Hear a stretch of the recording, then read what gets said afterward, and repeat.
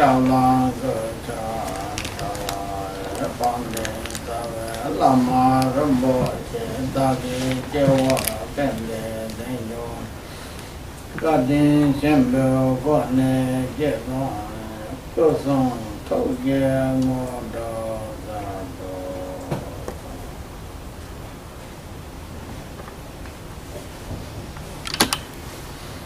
Legend number Son of Deliction, if you are, and then nothing Tada in the same year. London by Yantaba, Lotus Sunday, or Mantaba, Ja. They get a thumb, choose some shoe, oh no, Chasham short or thin, then send on now. That's it, I was sent by Yina. Japan, the top, okay, catch up, same thing, chop, same thing. No get catch up, same nigga chop, same nigga catch up, let them no more back chop.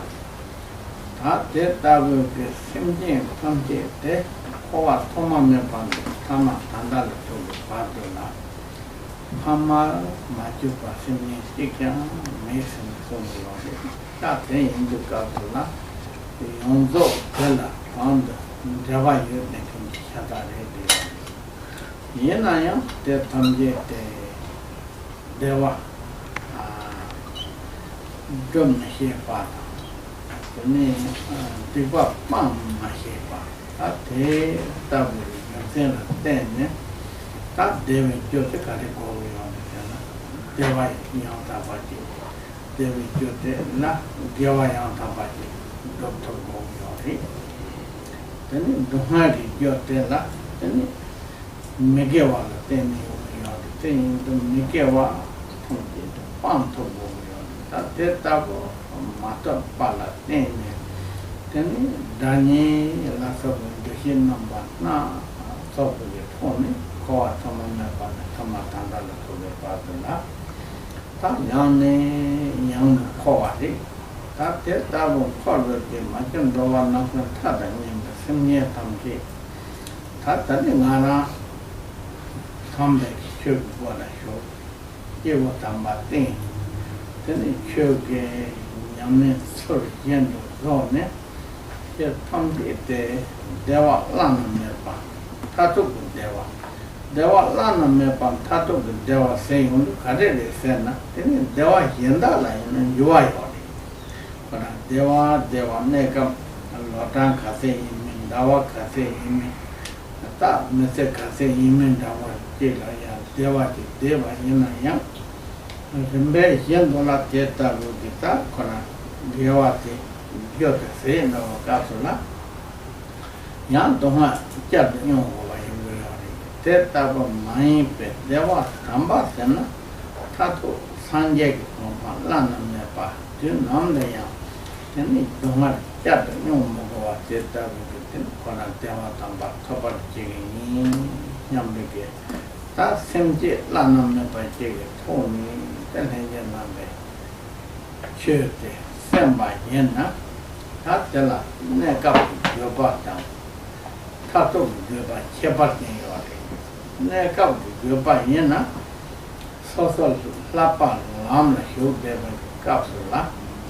Then Chanchu with same view like Jewala, their Lawata. Come back with church. So again, the Topala, I came near Bata, so again, the Topala,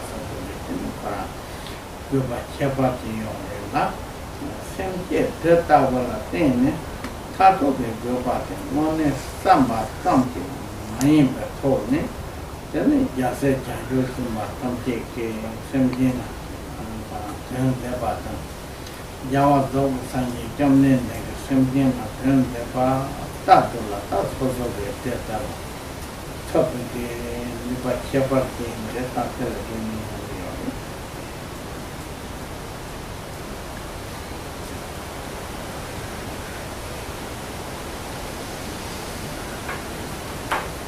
Good morning, everyone. Please generate the motivation of bodhicitta with the thought that all beings throughout space must achieve perfect and unsurpassable Buddhahood and that it is in order to bring that about that you are listening to the profound and holy Dharma. Listening to Dharma with this attitude of bodhicitta is very transformative.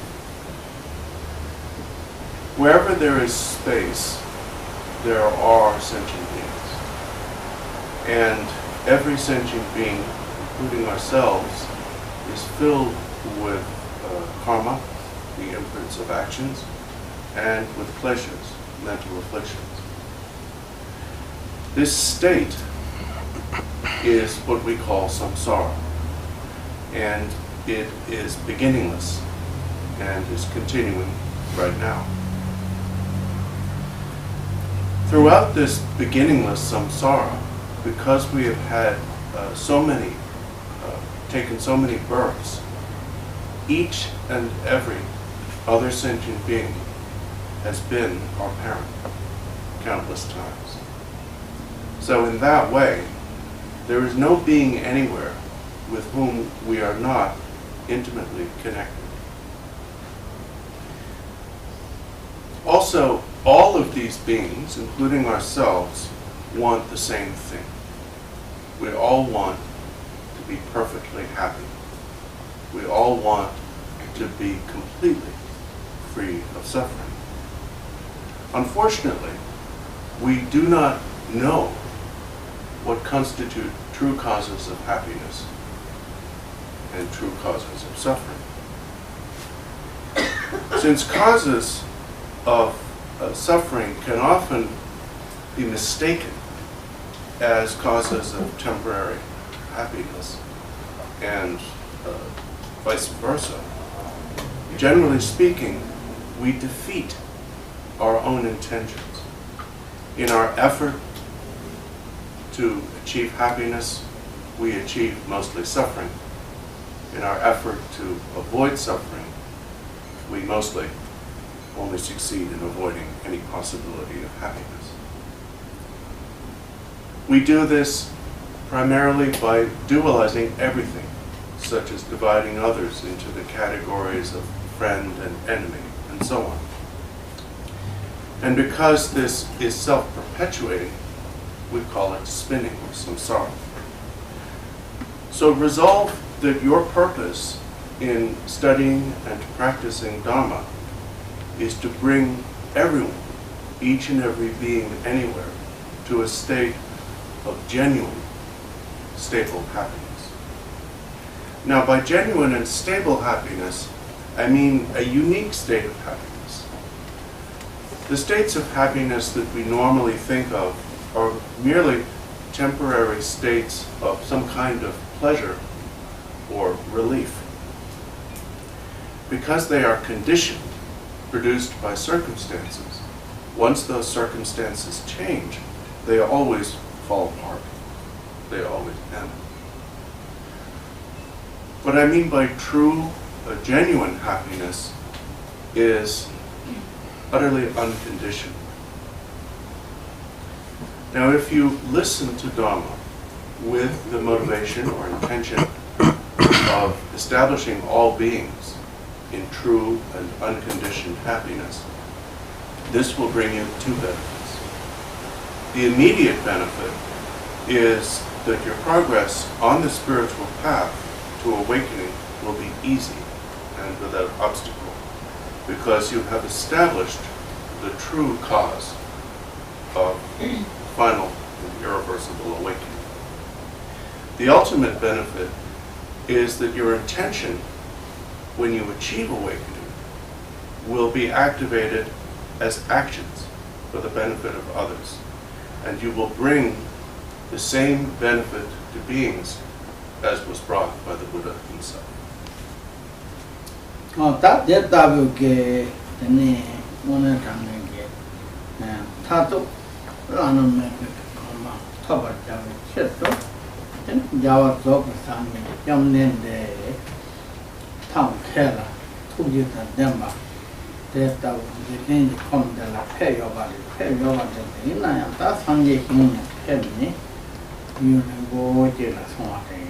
Rinpoche la sono rete, nata sanje che cosa andava della, tambe chöti insieme sono re, tambe chöti yadri yobane, tambe chöti yadri yobarete, tambe chöti yang, sori yendo la chöti nelo, shinkin, devo monte chöti ba. semye thomde la phende la namme ba te thongden da ba ta go go yo de ta te ta ge nyana cha jo sembe ge ta kona ge gi yo go na ya da nyana cha jo sembe lama te wan de ge ta la namme ba nyam si ye de ge u ta mo bo yo de ta take nani chang then logita dema ta maung pal peppa te kare chong ne sen ta ojin sanje iba sen ta jawa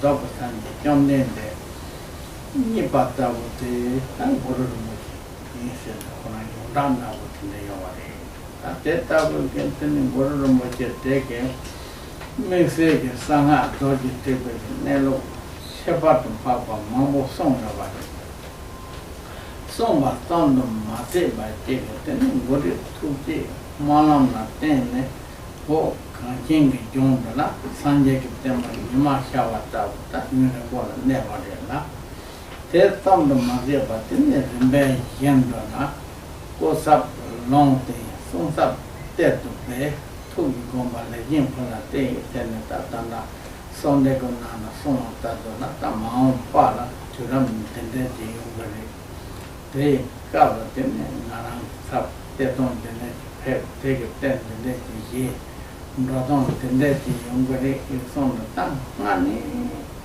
ta pa do na pan ma chi pa che do la ta ngo de tu din pan la na me pa te ta ba cosa long tema se yena ya sin nane ta demanye ko sangye ke nane tene choke to ko pam ma che pa ta pena kama pa ta yena ya se ya choya de no pren se ne se yo de demanye ko sanga de nane che re de yo ta te ta be tene pa ma che pa pete bayore ta te tabo iwo tamba tondo yena ene che gomba samdo maze bala che nelo tato nebe Yeshe wan de ba shata re de yore ma to che ene ta kora yin ge cho ka lo na ta na so ma no she me she te de ma no te de re ma de te indo ka so la ta na so sonam Shembuke Kamravore Yori. Ta taken Dani Chan Srim Ta Terchen Omege Shadam Kamu Shadam Shadam Sumurnika Gurbam Terchen Omege Gurbam Nanatanga Shuji Yori. Ta Terchen Command Koni Yanayam. Mona tane ke homa kengon cho sun ka sura tene pepa nengi ko pepa ton ma de pa ta mone tane ke ta te ke to don tene ton to ko se na ta chimba ton ma de pa ta do ja shalap ton do la tene mone chepa ton pa pe ke tene ta no ta ma ta ti kyam ba ta mo to na ma la so bo song de ba de de ta te yin do te ta bu na ni na na so da ba ti so ta ka ni ni shu shi shin da ba ti shu na ta ye ga na na yin na ta ga re cha kyin la ga san ga yo de cha kyin ko la yin na yo de ga de do kyin la ga san ke yo de do kyin ko la yin na Ore, gare kenem na gasam na wa no ke ore tondo ni na ta kenem da doram da ton da yon do pa masa ma me panda wa ti ore ta tina ne kale ko ko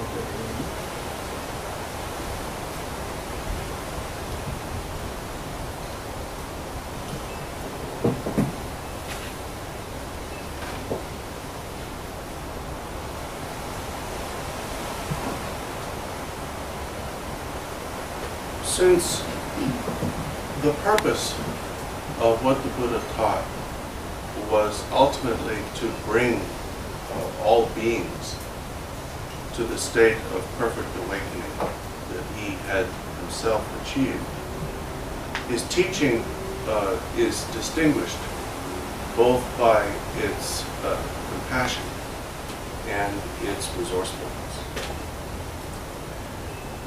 Now, we have to accept the fact that the Buddha appeared in this world a long time ago, lived almost 3,000 years ago.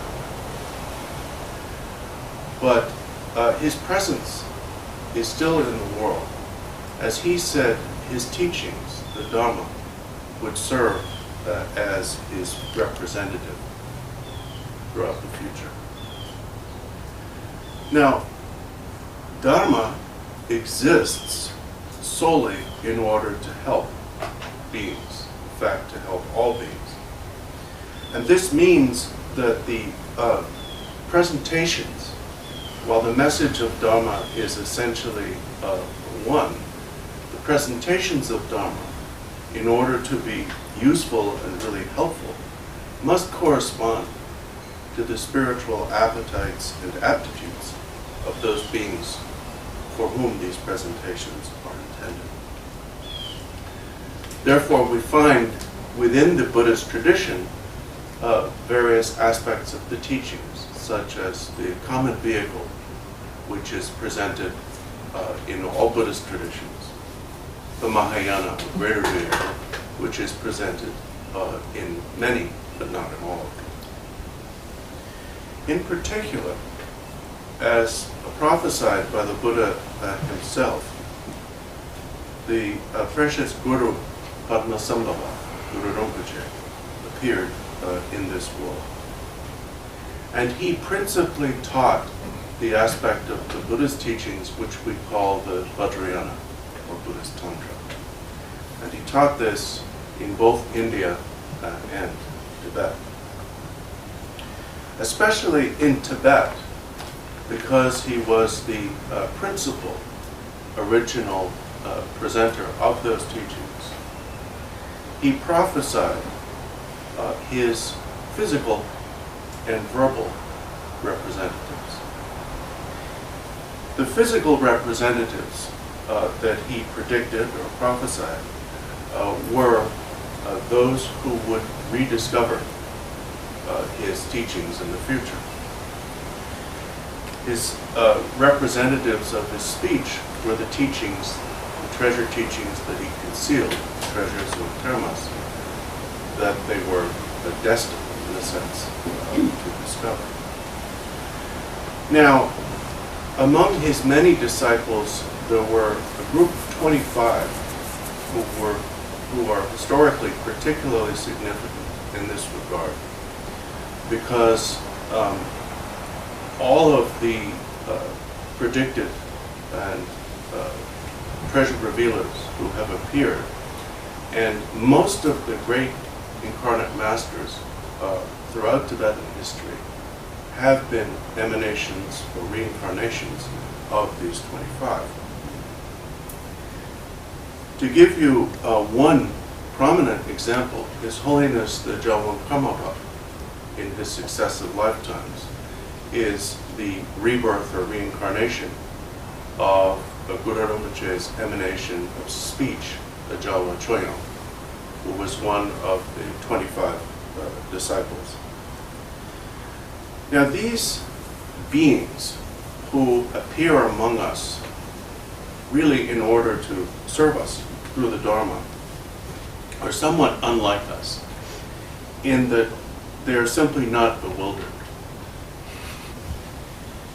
And therefore, their teachings are especially applicable to the particular needs of particular disciples at particular times. Now, among these many treasure revealers, here we are concerned with the teaching songs taught by the revealer Terchen of the 19th century, Terchen Barway Dorje. who lived from 1836, the Common Era, to the year 1918. He was therefore a contemporary and disciple of the three preeminent masters of Eastern Tibet, Gyamtso, Gyamtso, and Chokcho Dechin. So I would like to share a few of these songs with you today and tomorrow morning for the sake of their great blessing and instruction. One thing that we need to understand when approaching these songs is that they're not all exactly the same. They're not entirely repetitive. And the reason for this is that they're, for the most part, written in response to specific requests made by specific disciples for specific types of teaching or advice. Therefore, some of them are primarily concerned with instruction in Mahamudra, some with instruction in Dzogchen, some with instruction in the generation stage. Depends entirely upon what the particular disciple was interested in. Lama Sumba Tanko Yela Sum, Tata Samhi, Tumbon de you, Rana Gede Kando, sit down tall, and the song. That can Shadam, Lamri Shadam said you on that day got up in Davo, so Yame Zodan Davo, One Taneki, so Lekana, and Yopa in the take a letter than David Church in Neno Kani Matera, that Shadam figure on Shadam. Shadam Mundo Nami, that Tamakin when you told now what is Sunday, that they pay Maraki and the Terchen Barway Dorje, it's those and those. Lama Shadam Shu, Lama Shadam Shu singing the Lama Chila Shadam Shu, Nila Shadam Shu, Samra Shadam Shu, Shujuta Yore, they should lose one down. They Shadam Kase Shuba, paint us over down. Should also lose one down. You can't tell a thing, they're getting the La Shadam Punjin, that him one down. Sundari, Lama Shadam Shune, Shune Lameki Shadam Yanta by the source of the top sona, that the Sundari chamber going, that don't go in the Matu, Sundari between the Matapayana, that the Shadam take a pento, Shida, young Tog Mari, that one I saw the Latanda, that they only. Then they on it on the Sanjay Penna. In the garden song, Yen Chola, tapping the Taparana and the Shivani, Yen Toji, Mahino, somebody. Tap the Sanjay, tapping a Kandaki Shadampi. Or Teta with the Sanjay, tap the thing on the castle. Tapayan, Tapa the top down, the Tarana Rally, Mato, Sanjay Jamnin. Tapati, some top view of the leg, Tampa, and Yomani from the pen, that the nation of song of the thing in the Gasula, that the Pachere, that the Tipan, the Lake, some the Karchimon of the Lame song that Tanjo Yella song, that Lame song, that Lama, the church. Lama take a church, tato, Hawani, tabby, tap. Lana compound topic, tabby church, somebody. They in the tate, tabby church, Tambek church, Milarepa church, church that drop in a two number and church that drop, Palapoa, on the water, Mainpa, Hawani, and the turbine. That Tampa, Milarepa, that Lama song in the church that was the Yela Sonat, that some she, Tumbon day, that was on the Captain.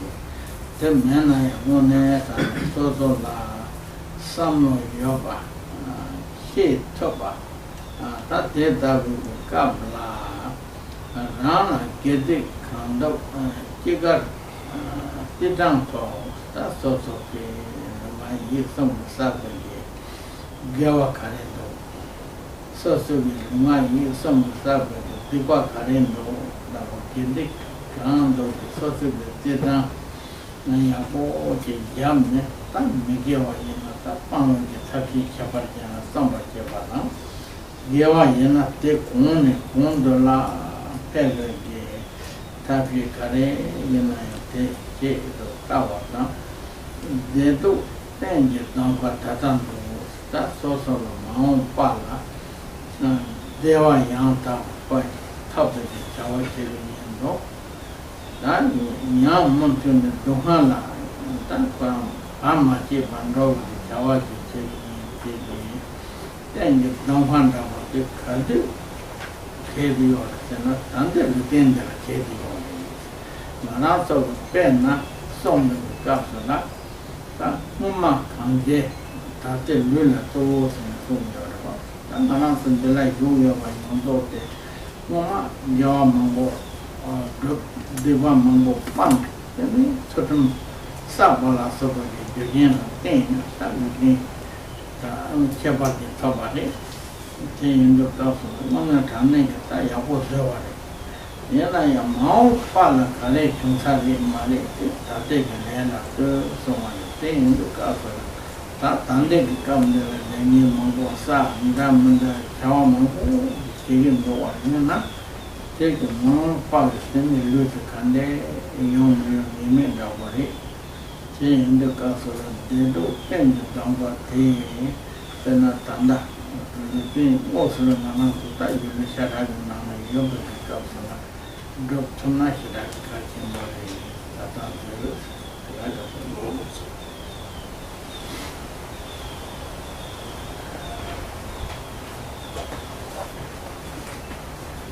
The first song that we're going to look at is called The Essence of All Instruction.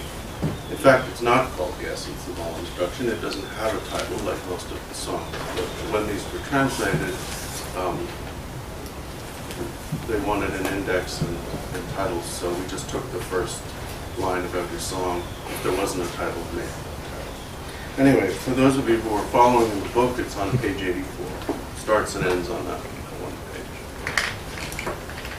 Now, like most of the songs, it was written, as you'll see, by the colophon at the end, at the request of a particular disciple. And, however, it begins with making general points that are applicable to whoever wants to practice. And the first of these is the statement, the essence of all instruction is diligence. Now the word that Terchen Barway Dorje uses for instruction here is oral or personal instruction. And so it has the connotation of the teachings that you hear from a Lama. To say that the essence of all these instructions that you might hear is diligence is basically saying that if you receive many teachings, many instructions from many lamas, and you don't practice them, they are without essence. They're not going to benefit you. They just become, at best, something that you've heard, something that you might know, but they won't change you. In order to actually change you, you have to practice them. And that is what is meant by the essence of instruction, is diligence. This point was made by the Buddha himself when he famously said, I teach how to achieve liberation, but the achievement of it depends upon you alone. No one can, even a Buddha, can give you the state of liberation. We can only give it to ourselves by practice. The second line says, keep the holy Dharma taught by your Guru in your mind. Now, this term holy, or sat in Sanskrit, has the connotation both of holiness as we use it normally in English, and also of that which is true. So when he calls this Dharma holy Dharma, he means that Dharma, correctly taught, is true in the sense that it will lead you to the achievement of awakening. The practice of it will not allow you to remain unchanged and bewildered in samsara.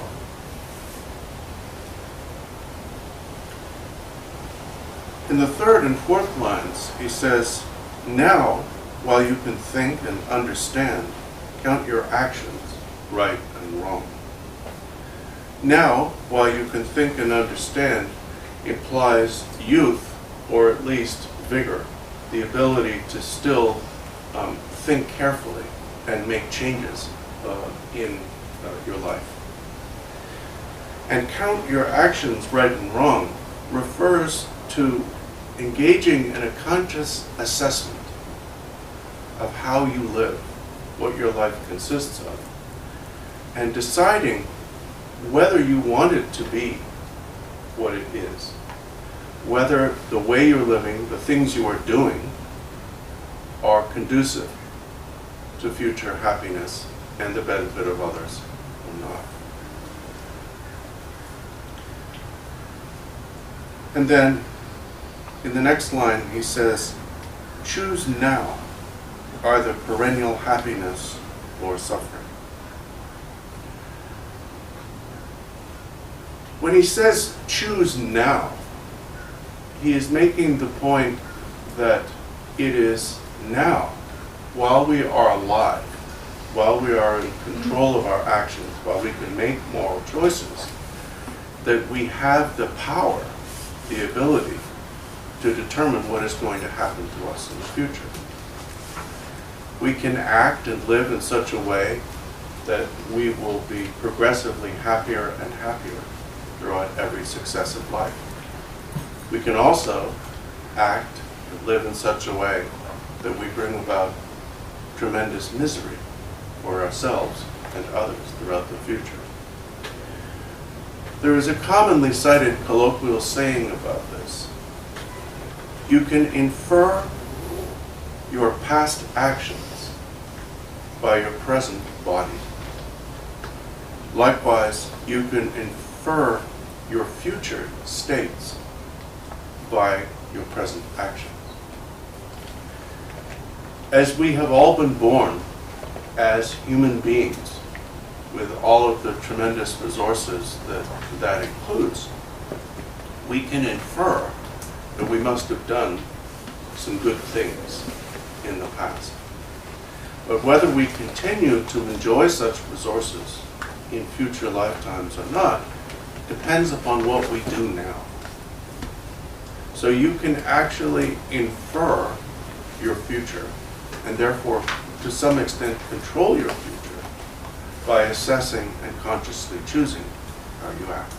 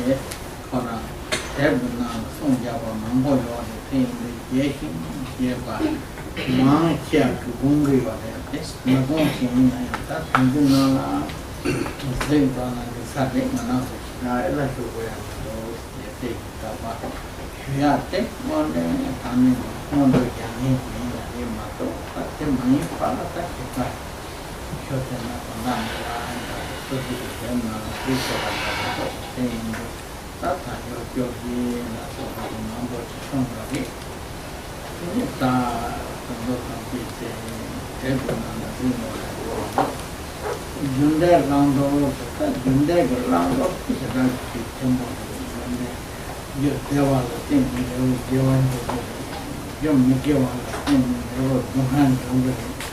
That's the yimba the thing, dewa topic, shit, then devil dewa yamta, but only so you can talk about the yana, so you can think about. Then you give my no to carry in the altar, the think about the then along the manner what you do, then the but that would long the young top of the book of a time for in law, like in the time publish and not one by one from Canada. You give out the 10 days, work by him, then you tell the 10 days to one number. So but the young fall like young content dog step out the Java to number some step out and not step out mom to buy in that they keep some part In the next two lines, Terchen Barway Dorje essentially mentions by name the four contemplations that are usually referred to as the four thoughts that turn the mind, or the four common preliminaries. He says, contemplate the rarity of leisure and resources. Leisure means, of course, the leisure or freedom to make conscious moral choices and practice Dharma, and resources, the necessary extrinsic or social and intrinsic resources to make use of this leisure. Generally speaking, these are enumerated as 18, 8 aspects of freedom, or being free from 8 states, and 10 resources. I'm not going to go through these one by one for two reasons. The first reason is that most of you have heard this and studied this extensively already. And the second reason is that even if some of you have not, it's clearly written out in many books that are available in English and is easy to understand. In any case, it is through the initial contemplation of the tremendous verity and value of our particular circumstances that we become inspired to make use of this life for spiritual practice. The next contemplation, as he mentions it, is death and impermanence. The purpose of this contemplation is largely to avoid procrastination by recognizing that while we possess these excellent resources and this tremendous freedom, we don't know how long it's going to last. We do know it is going to end. The next line, he says, adoption and rejection based on cause and result. This is extremely important. This is the understanding that actions have consequences, that everything we do matters. What we do matters not only because it affects others and the world around us, but also because it leaves an imprint within us that will determine our future state. And the basic way this works is very simple. Everything you do or say that is helpful to others and good for others and you and the world is a cause of your own future happiness. Everything we do or say that is harmful to anyone is a cause of our own future misery, future suffering. So if you understand this principle and believe it, then it gives you the tools necessary to make conscious choices in your actions through the adoption of actions that are conducive to the happiness of yourself and others, and the avoidance or rejection of actions that are harmful. The fourth contemplation, also mentioned in the same line, is the contemplation of the problem of samsara. Here he refers to it as by means of the affect of that contemplation, which she calls chenmo, or disgust. Chenmo actually means almost nausea, being nauseated by something. But what it refers to in this case is like the way you would view food that you realize you really don't want to eat. It's just not worth eating.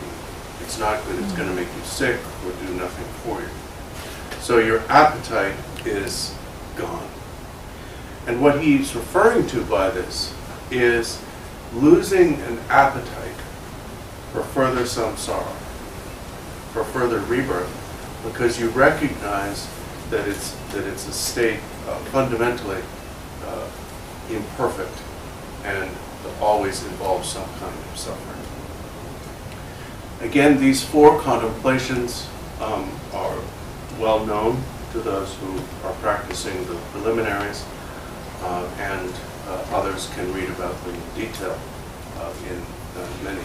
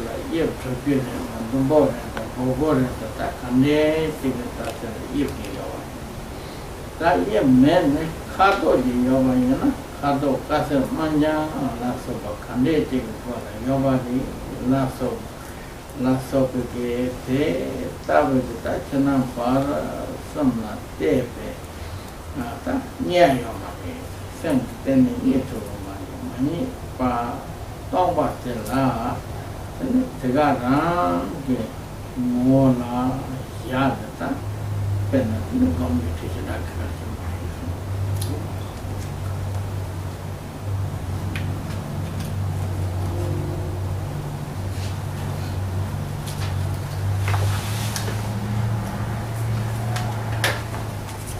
Now, this song is a little different from conventional texts of instruction in that most texts of instruction deal with or present Dharma somewhat indirectly and rather gradually, largely because they're designed for study more than as practical instruction. This song, however, is designed to serve as practical instruction.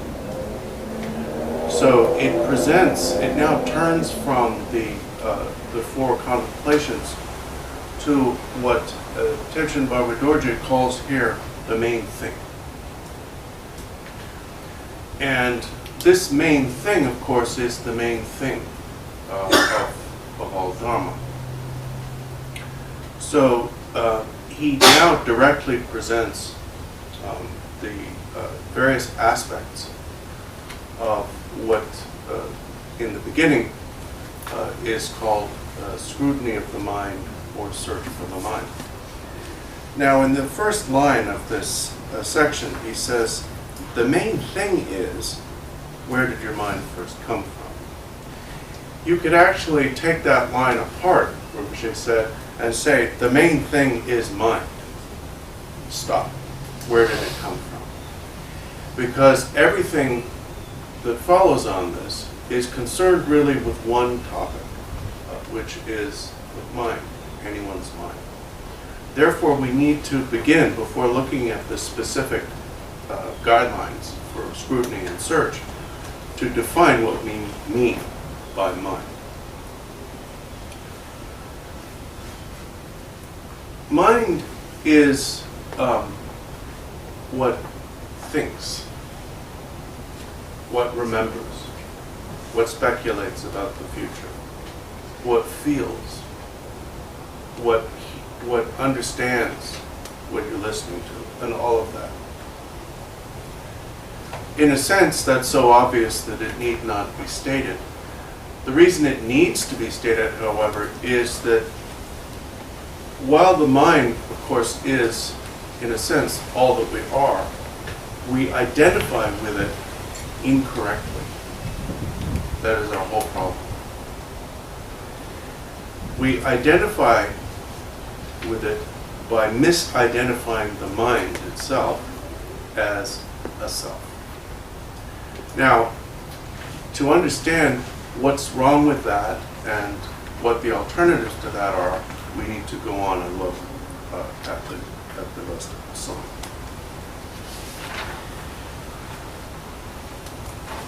Our misidentification consists of operating under certain assumptions about our mind.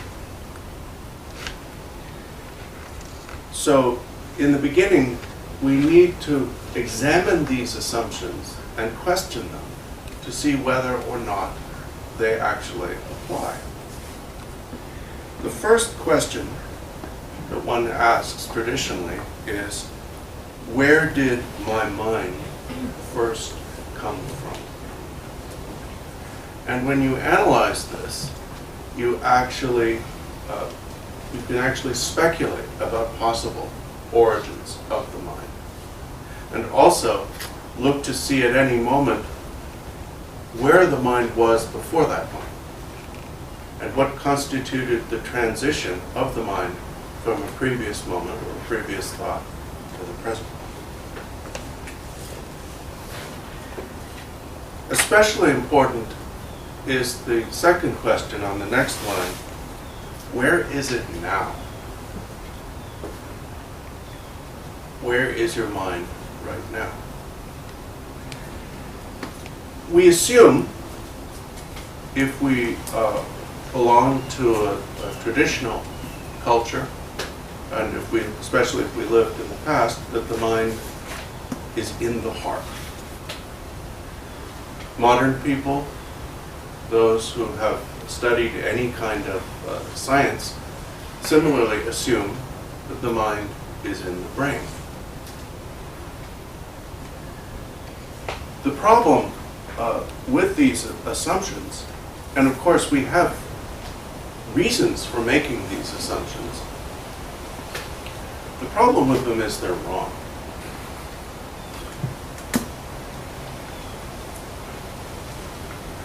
And then the next question in the same line is, where will it go in the end? Once you've determined where your mind came from, where it is, then you have to ask, where is it going? If it came from somewhere, it must be going somewhere. If it is somewhere now, it's going to go somewhere eventually. Now, when you look at, she does want to they will something. When you look at the next line, he gives you some guidelines for assumptions you might have about where the mind is and where it goes and so on to help the practitioner.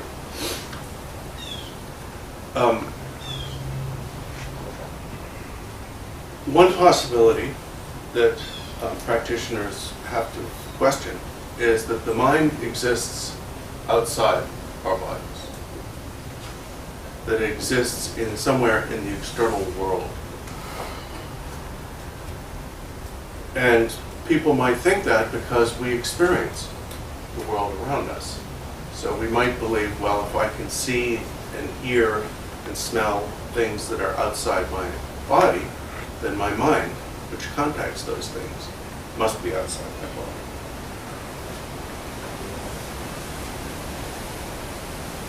Also, some people believe that their mind came from the external world, from the elements, that ultimately we are a product of the elements and chemical processes and so on that have occurred on this planet. In particular, people believe that their mind came from inhabitants of this world. Most people believe that their mind came from their parents. They also believe, however, that they have one mind, not two minds.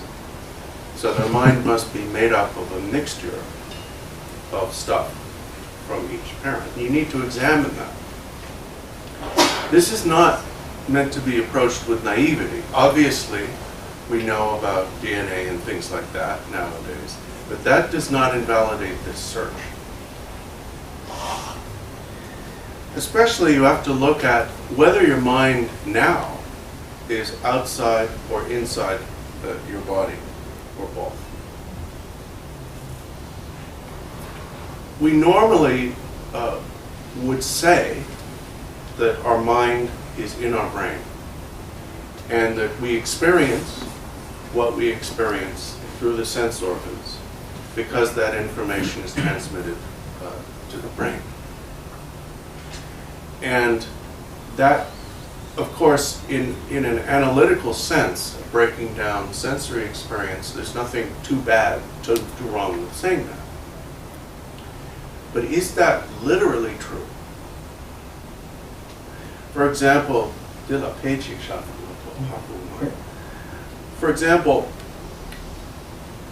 when you pinch one of your toes, do you feel that in your brain, or do you feel that in your toe? Now, you might say, well, the physical sensation is in the toe, but the experience of it is in the brain. Well, the only experience you have is ultimately cognitive. It is a cognitive experience of physical sensation or a cognitive experience of thought, emotion, memory, whatever. So, where is it really happening? If it is happening in my toe, then does that mean that my mind has gone from my brain to my toe? Or does that mean that my mind it's basically in the brain, but it sent out a messenger to the toe? Is that true? Was there no messenger to the toe before? Is there now a messenger? And when you stop pinching the toe, assuming that you didn't do yourself any damage, and the pain or sensation stops, does something actually go back up into the brain? Does the mind work like that? It's like a central thing with like tentacles that it stretches out, and so on. There are lots of ways that you can explore this question. And about outside your body, when you see stuff that's outside you, is that stuff coming into your brain? Is your brain going out to that? And so on. He returns to the general questions: where does it go? Where is it now? So in general, the search is for the origin, location, and destination of the mind. Specifically, and somewhat in addition to that, we look for the attributes of the mind. The reason why we assume that the mind must have an origin, must have a location, and must have a destination is because we assume that the mind exists. The mind must exist. It's all we know. If we experience, something must be experiencing, right? That's our assumption. There must be something. Well, if the mind is something, then it must have attributes. The only attributes that we seem to know about our mind are that we know, we experience, and that yet the mind itself is hard to find. But we can't just accept that on the face of it. We have to actually look very carefully, rigorously, to see if there are attributes to the mind that we just haven't seen yet. Maybe we haven't looked for them. So what type of attributes are we talking about? Things, for example, like shape and color. If your mind really exists, if it's not imaginary, if it's not just some nonsense we've come up with as an assumption to explain what we think is going on, if it really exists, and then it must have a certain dimension, must be somewhere, be such and such size, such and such shape.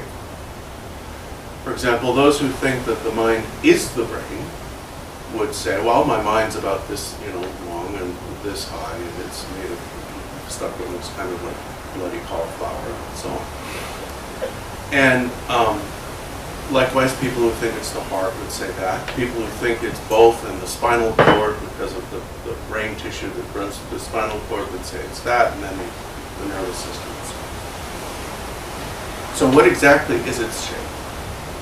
What shape is the mind? And then what color is it?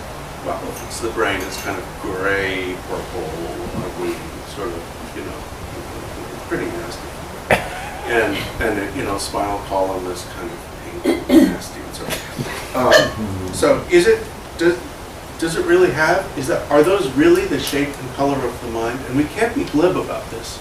We can't say, well, I heard the Buddha said the mind has no shape and color, so obviously it can't be that. No, you have to actually go through this rigorously in your own experience. Especially as modern people, we have to admit that we have a strong tendency to assume that the physical attributes are primary and the cognition is secondary. So we need to, the only way we're going to free ourselves from this assumption is by totally disproving it in a direct experience. Not logically, but through actual experience. And then he concludes this section by saying, searching, you don't find anything. Rest in that emptiness. it would be almost better if that line were not shown until people had done the thing. Because eventually you get to the point where there really isn't anything there. That is to say that while the mind experiences, it is not something. In fact, we can't even really say mind anymore. And until you, through rigorous scrutiny, experience that, don't think about whether the mind is or isn't, but scrutinize it. But what you discover when you discover that there is nothing there to discover is what is called emptiness. And once you have resolved that that is what your mind is, then he says, rest.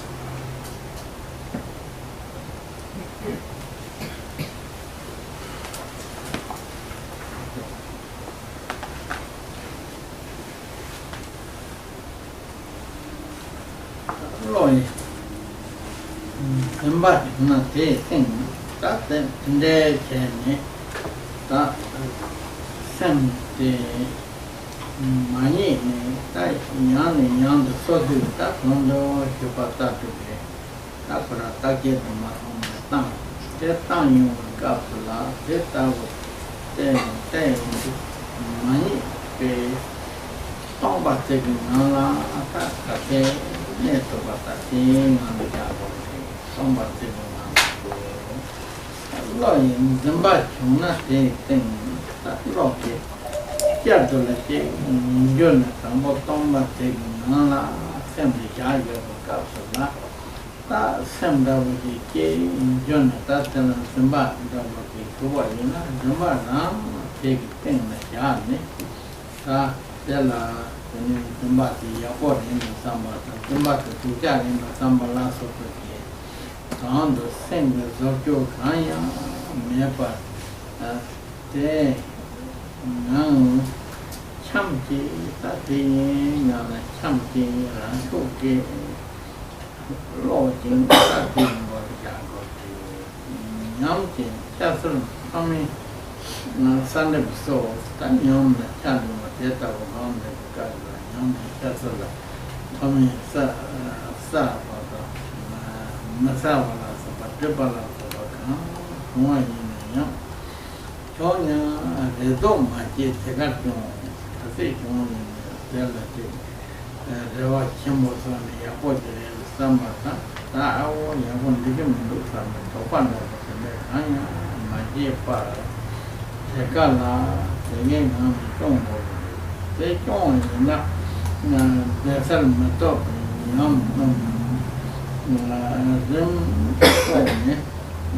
autonomy, you ship on you start there's something for paying them to take it. Yes, Lama Loti Chichu Mugutan, Tate, so you were Capsula. That's what you gave Tower Lama Tela, then you go to Loti, Samatella, Tatawa Lama Della, sort of the Loti, Mugul Silva. That's it, number and not Togomari, some of that with young after the Loti, Zone, then council Loti, Mugul Mato, Donna, Semi, Hindi gone, Sate, Tavo, Mato, Semi, Yonda, Moma, Zimpe, Gossing, Hindi, Combat, Gossing, Taman, Macho, some Gossing, Taman, Macho, and Japan in an answer, that will bring the law. I'm going to go to California, to make something, something, that's the call one this one time through and also and get one thing to make the flower in the Myanmar and you think from and the kid Tawala. And they're wrong jokes from and there is someone, and it wasn't come up to or that of a mind by taking none, that the young man covered his cup. That for some come in a taking my boy. That my become in a study, and the society with the Katama, show so much in my body, and some and take it like that in more. Tora, that's don't hand over. Don't hand, young, doing, to have some idea, don't hand, lost security, that they were people just as I was in Toyam. Get that some hundred. One dollar, young, corner, or 200 yards, so much. Cover nearly, I like you in the yes, some big 200 then Tampa, young Tampa, Mano, remember that, and the Koala, she know, number, should have been catching one. Theatre one day, you gain that day, that was not the Baina. That's what you send you and go from the gift and game. You chose No, you don't know.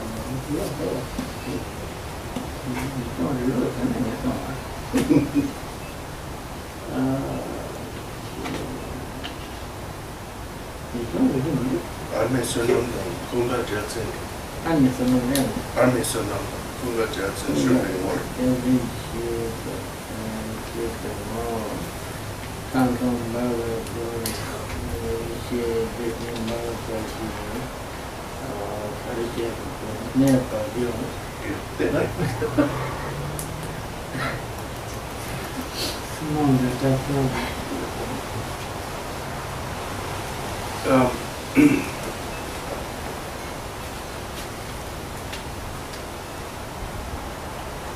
Now, if we look at the song as a whole, it does have a certain structure, but the structure of the song is not divided by titles, so it may help you, especially if you're going to use this as practical instruction, to understand what the structure is.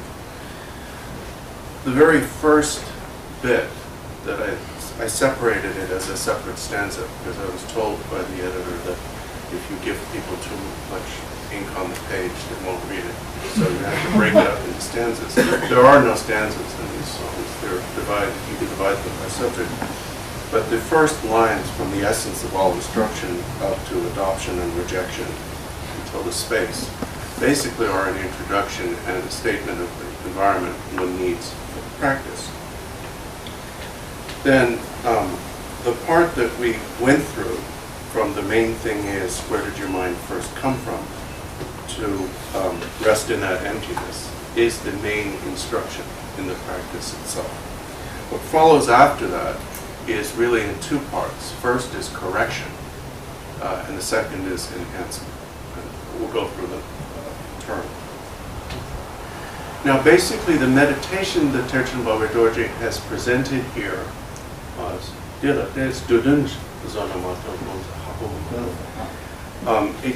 it's actually quite precise and traditional in its sequence and content.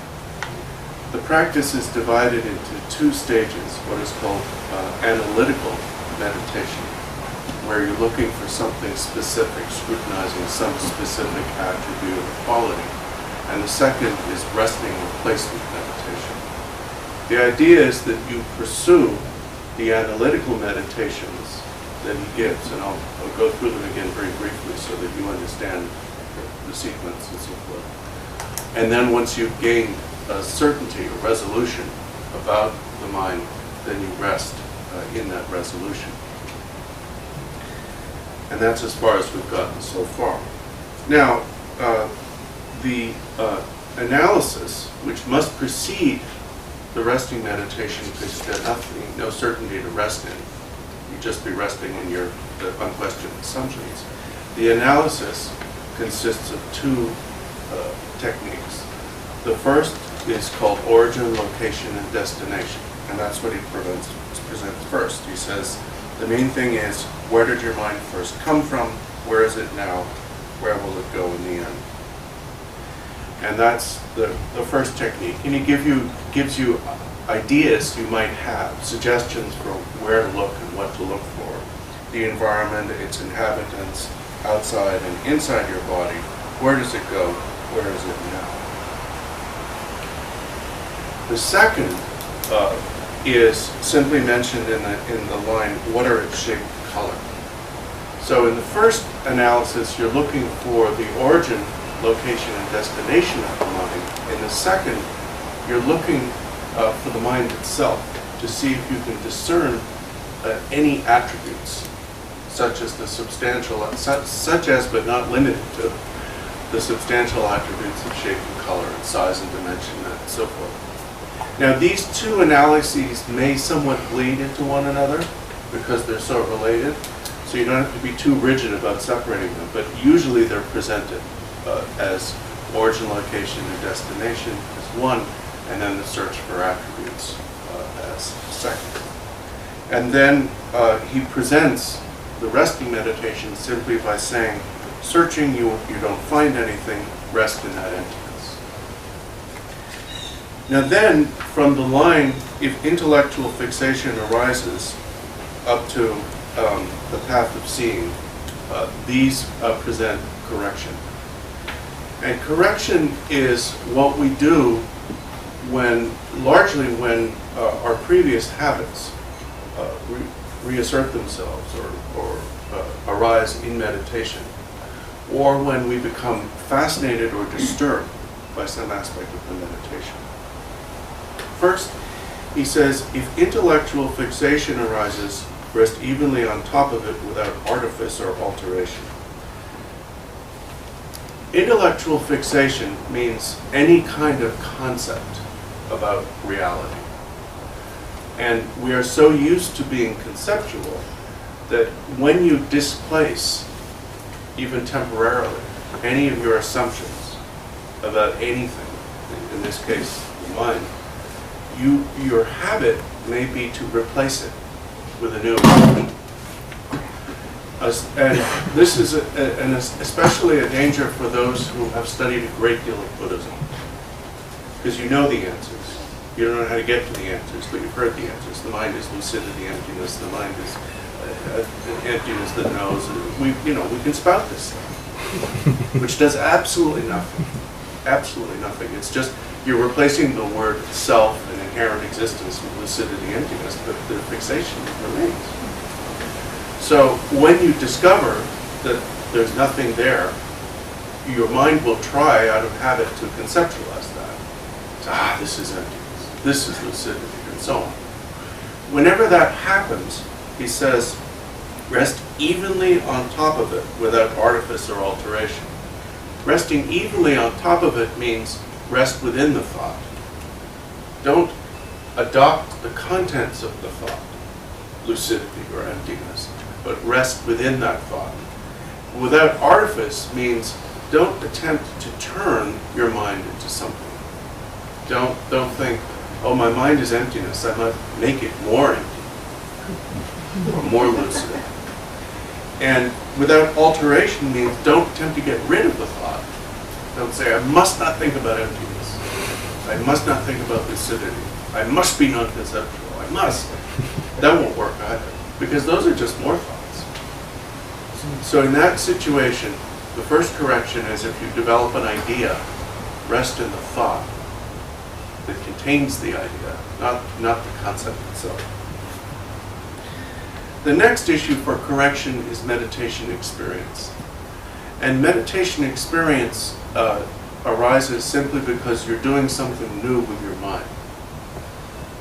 Most of us have never allowed our mind to look at our mind, which is what this is. So naturally, when you do something new with your mind, you're going to experience something new that will be very, very impressive to you. It's like if you have your first George hi! Like when Atisha had his first taste of tea when he came to Tibet, because there was no tea in India. And they gave him a cup of tea, and he said, "This is amazing." I mean, his first hit of caffeine. I mean, really. So it's the same thing but it's just an experience. I mean, the experience of tea is not the experience of enlightenment. In the same way, when you meditate, you're using your mind differently, you're going to experience all kinds of stuff. Elation, you'll feel really good. Your mind's at rest, you're not thinking about anything in particular, you feel really good. Depression, when the elation stops, you'll become depressed. Clarity, obscurity, sometimes your mind will be clear, the practice will seem to go well, and sometimes your mind will be obscure. So all these things are going to happen. He says, don't hope for or fear them. Cultivate what is there, or cultivate what is. Usually, we think that a pleasant experience, such as meditation, so-called going well, is something we want. After all, we're meditating, we're trying to do something. So we think that's good. Therefore, we hope for it. That's a problem.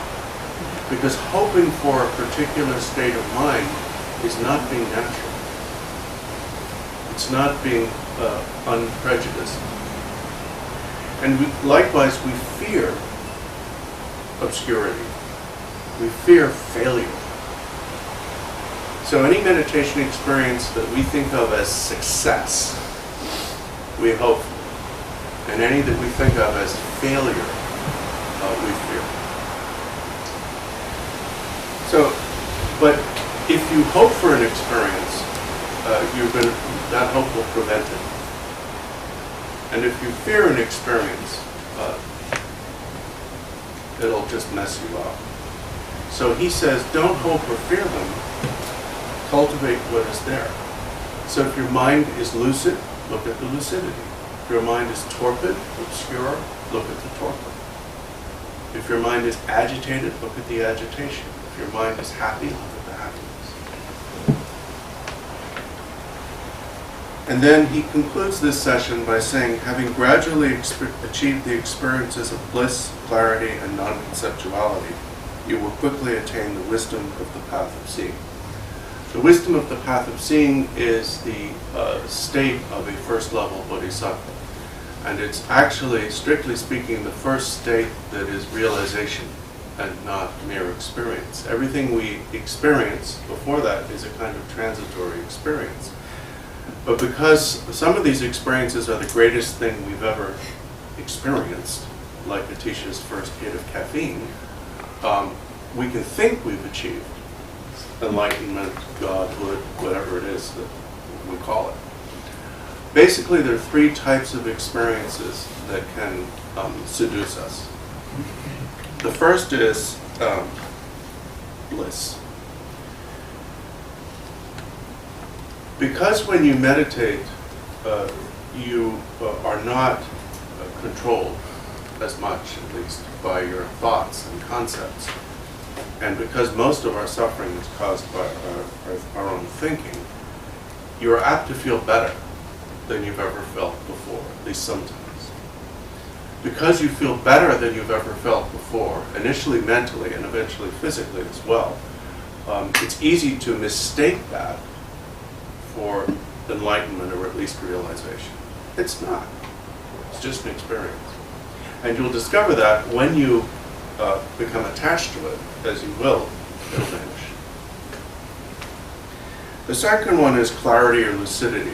And that's when, again, because your mind is not turbulent, it becomes very, very lucid, very precise, very wise. It's just like, for example, a lamp flame that's not buffeted by the wind, or the surface of that lake. When there's no wind, it just becomes like a sheet of glass. Again, that's a transitory experience. Because it's an unprecedented level of mental sharpness, you can think, hey, it doesn't mean anything. It just means you're meditating. And then the third one is non-conceptuality. For the first time, you're starting to experience a state of awareness.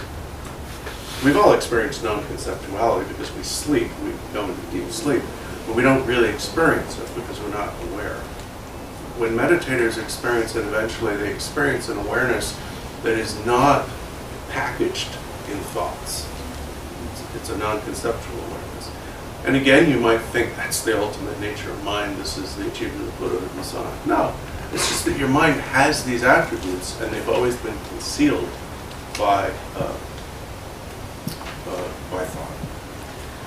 Eventually, when you go through these experiences and you discover that they're just sort of signposts, but not the destination, then, according to Terchen Barway Dorje, you attain wisdom of the path of seeing. The conclusion to the song, the rest of the song, is also very important, and the subject is enhancement, or how to bring progress. And these are the necessary things in the environment of your life, your mind, that are really necessary in order for this to work. The first is devotion. He says, cultivate devotion, completely entrusting yourself to your all-sufficient Guru. The second is compassion, and unbearable compassion for all beings who have not realized this. The third is what he began the song with, diligence. Cultivate diligence, ensuring that your three gates never stray into the ordinary. Now, ensuring that your three gates never stray into the ordinary, Rinpoche commented on this. He said that one of the problems we have as practitioners is that we may be diligent in meditation when we're sitting on our cushion in our shrine room or our shrine room or wherever we meditate. And we really work hard at it. We try hard to do whatever practice we're doing, such as tranquility meditation, whatever it is. We try hard to do it as best we can, and we're sincere. But then when we get up off the cushion, we think, well, that's done. Now I can just, let it roll. And, we make no effort to bring the wisdom of meditation into our daily lives.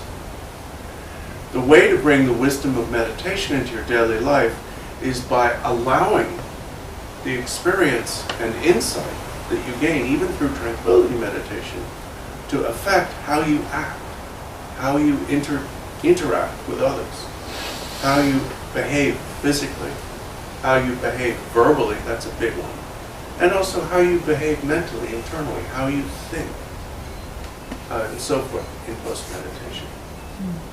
So we need to make kind of dual effort. One effort is this, the strict practice of meditation on the cushion, but the second and equally important effort is bringing that altered, or improved state into post-meditation as well. And then he says, and disgust for samsaras or prison. The fourth element in enhancement after devotion, compassion, and diligence is disgust. The recognition that the samsaric state, the state of ignorance and kleshas, is imprisonment. And he concludes, through such meditation, experience and realization will gradually arise. As requested by Ame Sunan and Kunga Gyamtso, this was written by Yeshe, Terchen Barway Dorje. That's his long name. There's an even longer one, but that's a medium length. Oh, that looks it's awesome.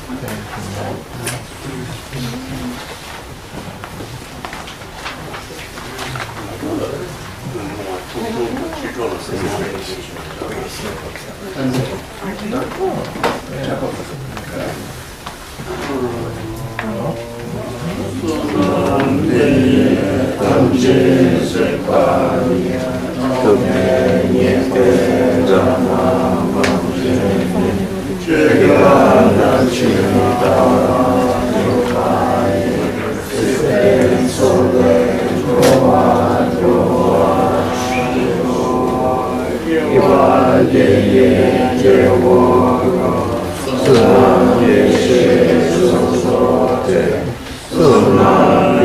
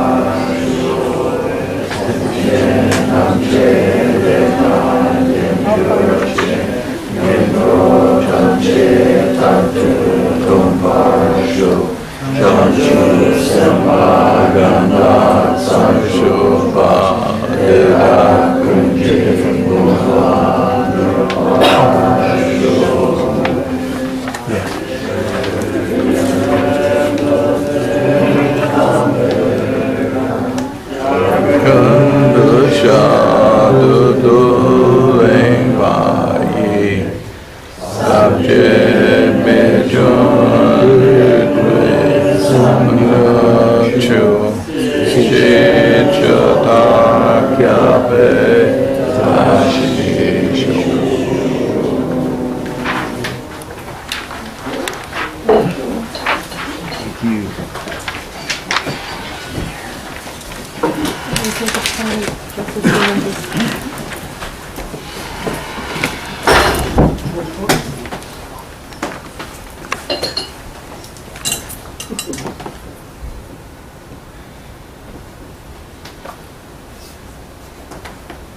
Thank you, Rinpoche. You're welcome. Thank you, Rinpoche, and thank you, translator.